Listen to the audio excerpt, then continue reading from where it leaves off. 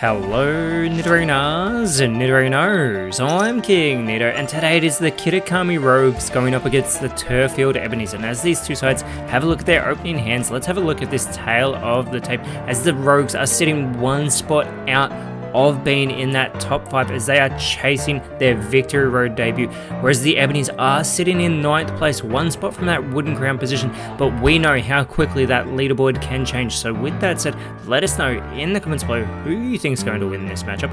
Will it be the Darkness decks? Will it be the Grass decks? Let's go!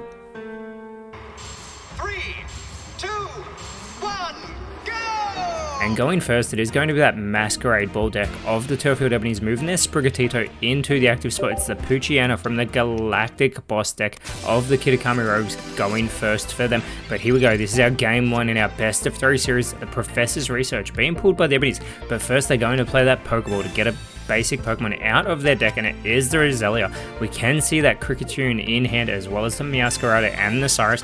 The Professor's Research provides a second Roselia plus the Roserade with that crucial poisonous whip as well, as they send it over to the Rogues, who do pull their second Poochyena, so they are able to get a second basic Pokemon online. We can see the Mightyena in hand, plus that Honchkrow and Crobat and the Giant Cape, but here they go, starting with that Bite after getting that first energy, 20 health from the Sprigatito as it comes back over to the Ebonies, who do now get their Kricketune, who they are their Kricketot, who they are going to get online, but it's the Roselia who they are setting up, and they can evolve it now into the Roserade. Now for that Poisonous Whip, it does require 2 energy, and that Poochyena will want to be careful because it is weak to these grass type Pokemon. And they are going to get that Mightyena online, are the Rogues, after pulling the Honchkrow out of their deck. And there's that second energy, so it can go for that Darkness Fang, but not before it gets the Giant Cape onto it as well to get an additional 20 health, taking its health up to 110. Here is the Darkness Fang, and the Rogues will take 0.1 in this best of 3 series. And as we always say, regardless of the outcome of these first 2 matches, that final game still counts toward our leaderboard, as we are only 3 rounds away from the TCG Victory Road. And the Ebonies do pull their second Roserade, so they get that second Roselia online, and the Kricketune is now online as well. But that Poisonous Whip can start to come into effect, and that weakness as well, boosted up to 70 damage, plus the poisoning taking an additional 10 from the Mightyena, as the Murkrow does get pulled from the Rogues, which is fantastic because they do have those 2 Honchkrows. Still got that Crobat with none of the other Zubat line in hand, but it is the Murkrow getting its first energy as the Darkness Fang, 60 damage onto that Roserade, bringing it down to 40. It is making it a much easier target. But that Mightyena only has 20 health remaining as the Pokeball is played from the Turrfield Ebonies. They're going to get that second Sprigatito into their hand here. And they could potentially set up that second Roselia, but instead they're going to, they're thinking about it, because that Roselia could take out the Mightyena, keeping the Roserade on the bench safe from being eliminated and risk dropping another point. But no, that's not what they do. Instead, they get the second Roserade online, getting a first energy for it, and they are going to get their first point of this match. But this could be a costly decision because that Roserade is left sitting in the active spot, which can be an easy target for this Murkrow that is surely about to become a Honchkrow, and it has that skill dive where it can do 50 damage to any of the opposing Pokemon, so I guess it wouldn't have even really been safe on the bench, and they may have taken that into consideration. As now the Golbat has been pulled after that Professor's Research from the Rogues, they're going to play the Pokeball they just got, and they get the Zubat as well, so they will soon have that Crobat line on the line, and it only requires 1 energy, as now the Honchkrow is on board as well. And with this skill dive, like we said, it can target any of the opposing Pokemon, but it just goes for that active Roserade, wiping it off the board, and the Rogues and this Galactic Boss deck have got their second point. And the Ebonies quickly opting to go with their second Roserade into that active spot. They cannot afford to drop another point in this early game here, as the second Kricketot is pulled. Another Poisonous Whip is ready to go from this Roserade, but the Honchkrow is actually weak to lightning types, so that's a benefit of this Galactic Boss deck, is that all of their Pokemon are actually weak to different types, as the second Golbat is pulled for the Rogues, which is now online as well. Like we said, it only requires 1 energy. But they may want to set up the Poochyena instead if they were to pull a Mightyena. It is more powerful than the Crobat, even though it has less health. And they are thinking about where they want to go. Maybe they're taking into consideration the weakness that the Poochyena and Mightyena have, but instead they are back into action, going with that skill dive, targeting that Roserade in the active spot. Very clever, because they know that they won't be able to continue that skill dive after this turn, because that Roserade can take down the Honchkrow. The second Meowscarada Rider has been pulled for the Ebonies. And the Ebonies are taking their time. They can clearly see that they are on the back foot here in this game 1. They've only taken 1 point, and if they lose this Roserade, they will lose game 1, and they will be chasing the next 2 matches in this series.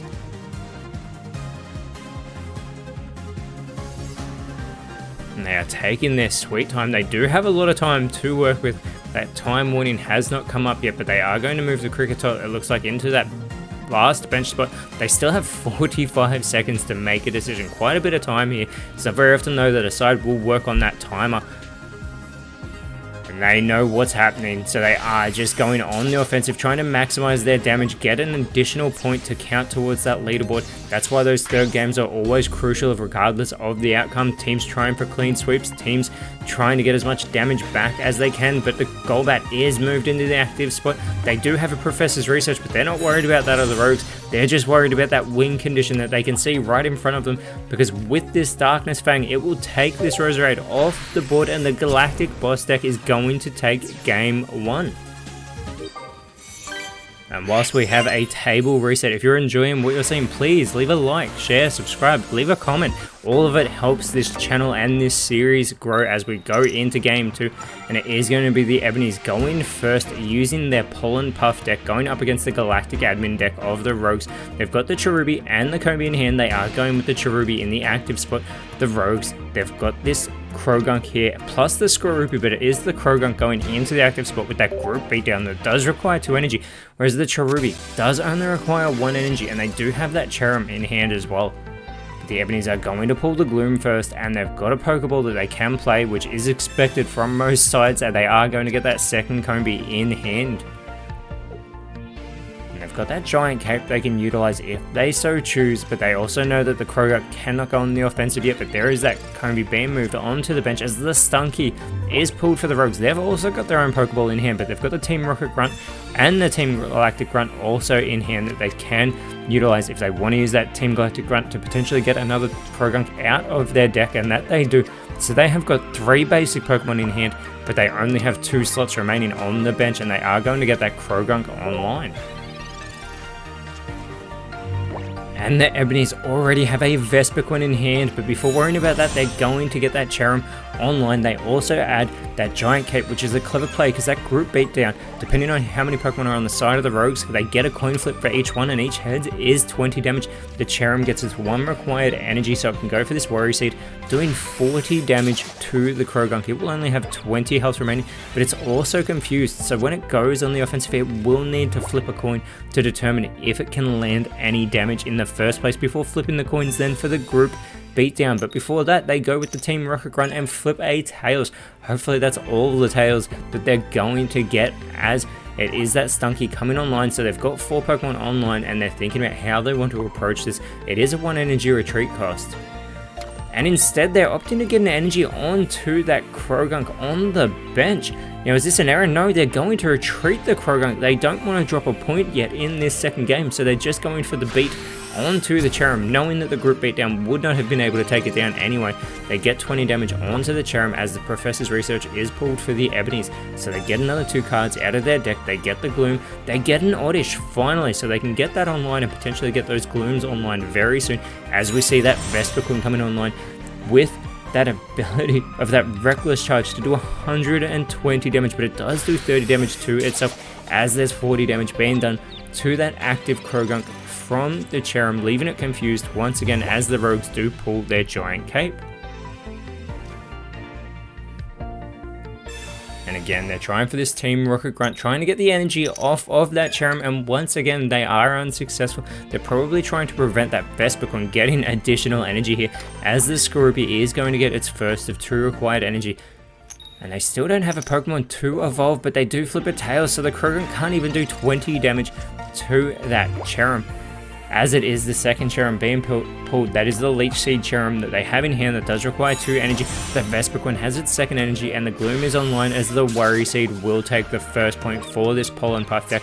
They're not worried about the Krogan being confused. It's now in that discard pile, as now it's the Rogues that are on the back foot in this game 2 of this best of 3 series. And they do move the Skorupi into the active spot. They've just pulled a Skuntank, so they do put that onto the bench. They can go for that 30 damage with the Pierce. Now they do want that that Drapion as well, who has the potential to do 160 damage as well as poison the opposing Pokemon. The Ebonies pull their second Oddish, but their bench is full, so they can't play anymore onto the bench. They're going to go with the retreat on the Cherrim. They're going straight for as many points as they can get, because they go with this Reckless Charge and it wipes the Skorupi off the board. This is fantastic for the Ebonies, because there is nothing the Rogues can do right now when it comes to doing damage to this Vespiquen, but this Vespiquen is more powerful than any Pokemon on the side of the Rogues' health can handle.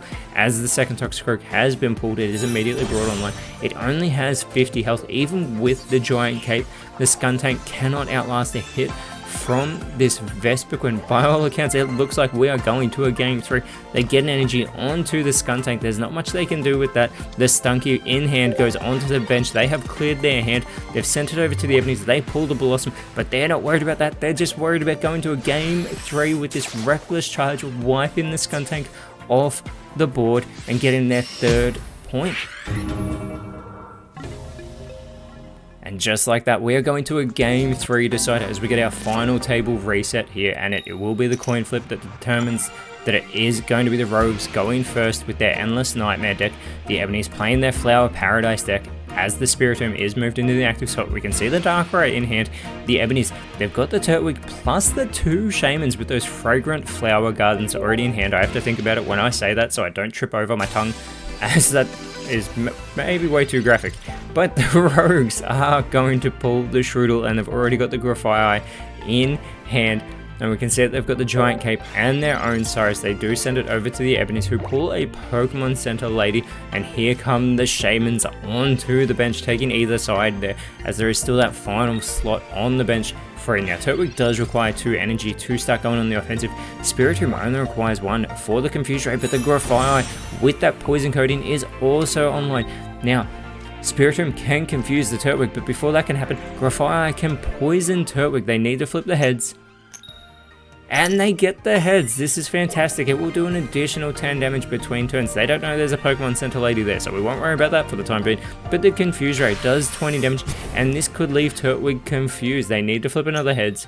And these are the coin flips they want. Let's hope they haven't wasted all of their coin flips though, as there's that additional 10 damage onto the Turtwig. There's the Pokeball being pulled for the Turrfield Ebonies, so they're going to get another basic Pokemon out of their deck. They've got those Morotoms, but it is the second Turtwig being pulled. And there it is, that Pokemon Center Lady being played. Now, the Shaymins can restore the health of Pokemon on their side that have taken damage, but they clearly wanted to get those status conditions off of the Turtwig, getting a second energy onto it. Now, the Spiritomb is weak to these grass decks, as the Bite does 50 damage to the Spiritomb. It comes back over to the Rogues, who do get their Pokeball, so they can get another basic Pokemon as well.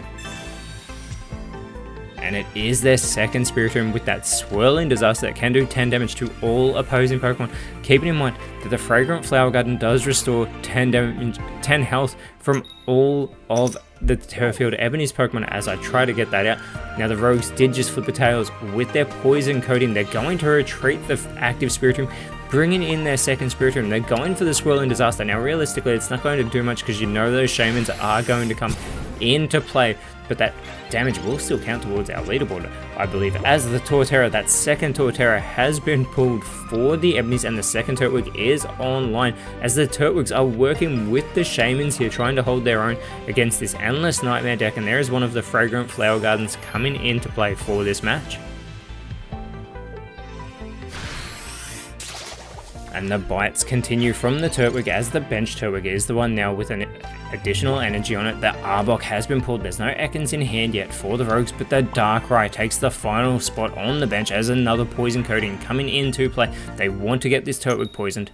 And again, they flip the tails. They have used all their heads on that first turn, as the Swirling Disaster can continue, but that is just going to be offset, which will allow the Ebonies to get an easy point. And it is the Rocky Helmet as well being pulled for the Ebonies, and they are going to get that onto the Turtwig. They want to make the Rogues reluctant to go on the offensive.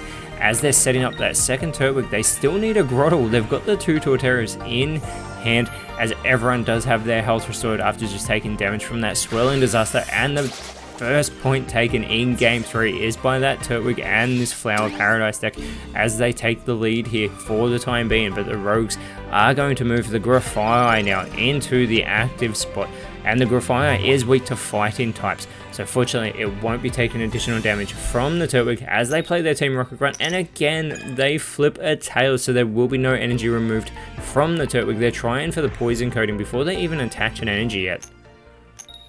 And this time they do get ahead. Finally, they're able to flip aheads. That will be doing that additional damage to the Turtwig. Now the bite from Grafaiai, as it gets its second energy, does do 40 damage to the Turtwig, but they need to be aware of that 10 recoil damage from the Rocky Helmet that is set. We can see that poisoning starting to take effect on Turtwig as the Cyrus has been pulled for the Ebonies, which would allow them to drag that Spiritomb from the bench into the active spot if they so choose, because it can do it to only Pokemon who have taken damage. And here are those Fragrant Flower Gardens coming into play, restoring the health of the active Turtwig. And the Ebonies now thinking about how they want to approach this. They could actually retreat the active Turtwig. It does have 2 energy on it, and they are going to get a 3rd energy on it here. And they're playing the X speed, so it is a 1 energy retreat less. So it's only having to give up that energy that was just put onto it. They move the second Turtwig into the active spot, still at full strength as well, and it will go for that bite that can do 30 damage to this active Grafaiai. And again, they still have the 2 Torterras in hand, ready to play if they can get a Grottle, as the Rogues are going to pull their Rocky Helmet, hoping that they don't see a Grottle come into play, but they need to be getting the cards that they're after first, as they think of playing the Rocky Helmet. But first they are going to go for the poison coating, and they flip their heads once again. So now it's this active Turtwig that is left with that poison status condition, as now they're starting to generate energy for the Darkrai. It does require 3 for that Dark Void, does 60 damage, and there's no coin flip. It automatically puts the poison Pokemon to sleep, as they do put the Giant Cape onto the Grafaiai, bringing its health up to 60, which means it can do damage to the Grafaiai and outlast after taking that recoil damage, so we'll get that 40 damage off onto the Turtwig. And there is the additional 10 from the poisoning, as the Ebonies pull a Pokemon Communication. They do have the Morotoms in deck as well, but they've got the 2 Grottles, so they're willing to run that 50-50 split. They're going to put the Turtwig the Torterra back into their deck, and they get the Grottle that they're after. This will actually cure the active Turtwig of its poisoning, but they're not revealing that just yet. First, they are activating these Fragrant Flower Garden abilities once again that do restore 20 health from both Turtwigs. And which one will they go with? They're going with the active Turtwig, now becoming a Grottle, cured of that poisoning, and it does get its 3rd energy, so it can do 60 damage with this Razor Leaf, which is enough to take the Grafaiai off the board. And the Ebonies have got their second point. They are 1 point away from bringing this series back after losing that first game. The Rogues need to pull it together if they're hoping to win. With that said though, they are fully unaware that there is a Torterra in hand for the Ebonies. They have just pulled their Ekans. They do move it into the active spot, and they move the energy over the Ekans, so they're not even trying to generate it for the Darkrai right now. Thinking about how they may want to approach this. They've got their own Cyrus in hand in case they want to drag in the Turtwig, and that is exactly what they're going to do. They're trying to get the Ebonies to make a mistake here in this match.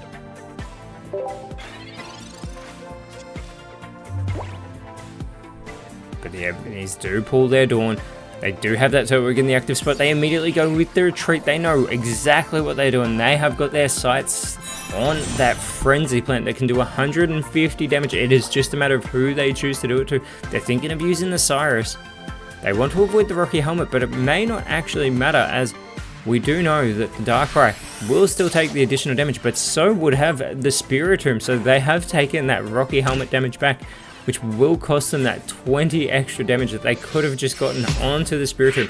Let's hope that doesn't cost them at the end of the season, because they have just taken the victory here over the Rogues, as the Rogues now in 7th place next round will be going up against the Constrictors, whereas the Ebonies have jumped from 9th all the way to 5th. That is how close it is at the moment, as next round they are going up against the Holon allies. But until then, Nidorinos, thank you so much for watching. Let us know in the comments below what you thought the best card was, and if you enjoyed what you saw, please leave a like, share, subscribe, but more importantly, always remember, send thanks, and I'll see you when you see me.